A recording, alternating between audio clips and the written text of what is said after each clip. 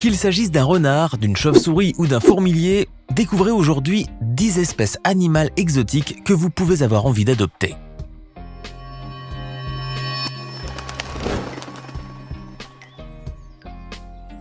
Qui mieux que nous pour vous inciter à apprivoiser un lama? Connaisseurs en la matière, nous pouvons vous confirmer que le lama est un animal adorable. Son tempérament en fait un excellent compagnon de vie. Herbivore, le lama est cependant un animal très gourmand. Attention à ne pas oublier votre réfrigérateur ouvert. En effet, il lui faut en moyenne 4 kg de foin par jour, beaucoup d'arbres autour de lui et des terrains à perte de vue qu'il se fera un plaisir d'entretenir. Il est gentil, grégaire, silencieux mais parfois imprévisible. Le lama est très propre, un avantage qui n'est pas négligeable. En effet, il a l'habitude de toujours déféquer au même endroit, ce qui vous facilitera le nettoyage et vous laissera en très bons termes avec votre voisinage. Cerise sur le gâteau, le lama peut aussi porter vos sacs à l'heure de vos virées shopping. C'est sûr que dit comme ça peut paraître cruel, mais sachez que sa nature de camélidé fait qu'il n'en éprouve aucune difficulté. Au moins, vous ne passerez pas inaperçu. Il faut compter 2 mois seulement pour dresser un lama et en faire un bon compagnon. Mais attention, lorsque nous disions tout à l'heure que c'était un animal imprévisible, c'est parce que le lama a une technique de défense bien à lui. Il est en effet connu pour cracher avec force et adresse lorsqu'il se sent offensé, agacé ou dérangé. Mais là encore, il ne le fait qu'en dernier recours. Vous l'aurez compris, vous n'avez que de bonnes raisons pour apprivoiser un lama, à condition qu'il ne soit pas fâché, bien sûr. Le tamandua du Mexique est, comme son nom l'indique, originaire d'Amérique centrale et tout comme le tamanoir, il fait partie des espèces dites fourmiliers. Beaucoup plus petit que son cousin, le tamandua peut peser de 2 à 7 kg et vivre une bonne dizaine d'années. Il se distingue par un pelage majoritairement jaune pâle et un dos tacheté de noir. Le tamandua est un compagnon facile à vivre, il est affectueux et très câlin. Nocturne et solitaire, cet animal est un mangeur extrêmement difficile. Il consomme en plus des fruits et des légumes une quantité gigantesque de fourmis et d'insectes. Il peut passer jusqu'à 8 heures par jour à chercher de la nourriture et c'est grâce à sa langue de 40 cm qu'il peut détruire jusqu'à 80 fourmilières par nuit. Mais ce n'est pas pour autant qu'il faut annuler la commande de votre nouvel aspirateur. Et sinon, si cette vidéo vous plaît, n'oubliez pas de mettre un pouce bleu, de vous abonner à la chaîne et d'activer la cloche pour recevoir toutes les notifications et ne rien manquer de nos prochains contenus. On continue. Apprivoiser un renard relève de la folie, n'est-ce pas? Eh bien, sachez qu'il est tout à fait possible d'en faire un animal de compagnie. Le renard est controversé, mais il n'en est pas moins séduisant. Ce canidé de 40 cm seulement est très discret et loin d'être imposant. Cependant, le renard figure sur la liste officielle des espèces susceptibles d'occasionner des dégâts. C'est principalement pour cette raison qu'en France, la possession d'un renard est illégale. De plus, et malheureusement, il est considéré comme faisant partie des espèces en danger d'extinction. Toutefois, si vous habitez ailleurs qu'en France et que vous avez le droit d'en apprivoiser un, sachez que le goupil est un excellent compagnon au quotidien. D'ailleurs, de nombreuses vidéos sur internet témoignent de cela. La cohabitation entre une famille et un renard roux peut donc s'avérer tout à fait réussie. Mais avant de vous lancer dans cette aventure hors du commun, il est important de savoir que le renard est avant tout un animal sauvage, qui n'a pas été domestiqué par l'homme. Il a donc besoin d'exprimer ses comportements qui se prêtent peu à la vie en intérieur. Il lui faut beaucoup d'espace, sans quoi il risque de faire des dégâts. Il adore creuser des trous pour y cacher de la nourriture, y jouer ou pour s'y abriter. Il lui faut donc un jardin, pas dur à deviner. Sinon, ce seront vos canapés, vos placards et vos matelas qui payeront le prix fort. Aussi, le renard est naturellement possessif avec les choses qui lui sont précieuses, qu'il s'agisse de nourriture ou d'objets. S'il se sent menacé, il n'hésite pas à mordre, parfois même à uriner sur les objets qu'il considère comme les siens. Le marquage est un instinct naturel, il faudra donc faire avec.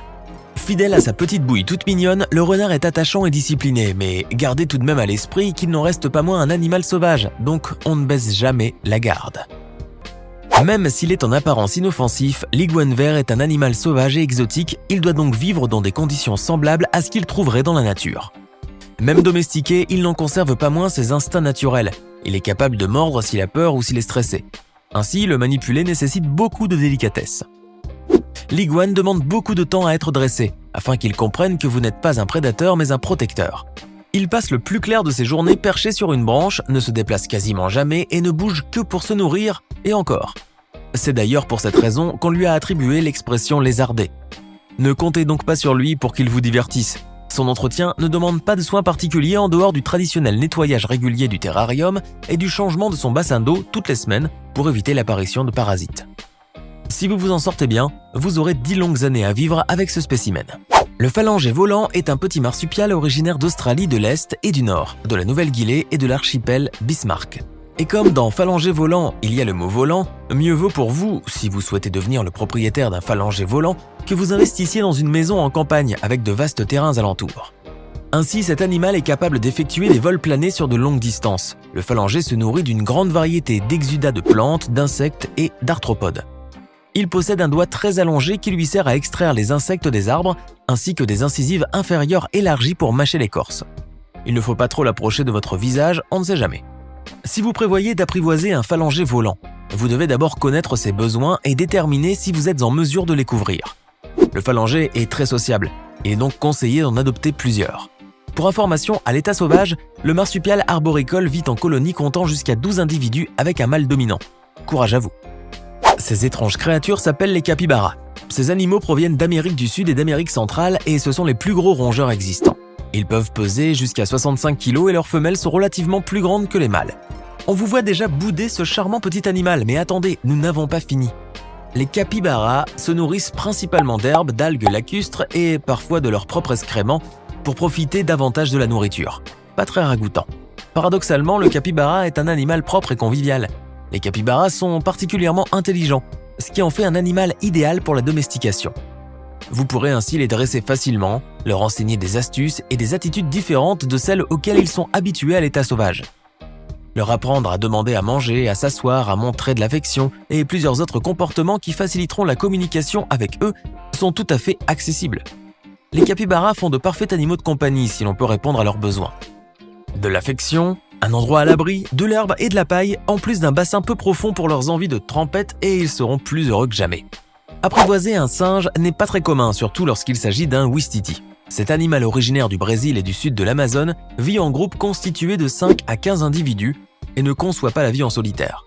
Même s'ils peuvent être domesticables, les ouistitis sont très connus pour leur agressivité, surtout s'ils se sentent seuls. Mais ne vous affolez pas, il se peut que le vôtre soit de nature territoriale et qu'il ne supporte pas d'avoir de concurrents. On croise les doigts pour vous.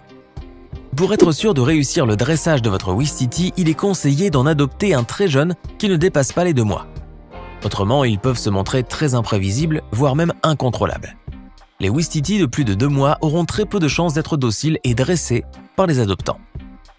Attention, il n'y a pas plus jaloux que les ouistiti. Ils ne supportent pas la concurrence des autres animaux, alors il faudra faire un choix entre lui et un berger allemand. Ils peuvent même se montrer agressifs envers les enfants et exprimer leur mécontentement à travers griffures, morsures et défections aux 4 coins de la maison. Mieux vaut donc ne pas le mettre en colère. Après le cochon d'Inde et le hamster, voici le hérisson, ce petit mammifère couvert d'épines que l'on trouve un peu partout en Europe, en Asie et en Afrique. En général, ces animaux nocturnes ne sont pas difficiles à apprivoiser. Cependant, ils ont besoin de soins particuliers en raison de leurs caractéristiques physiques singulières. Le hérisson passe son temps à dormir dans l'herbe ou dans sa tanière, ou plus simplement là où il se sent en sécurité. À une période de l'année, il a besoin d'hiberner, alors ne vous attendez pas à ce que ce soit la grande fiesta avec lui en plein mois de décembre.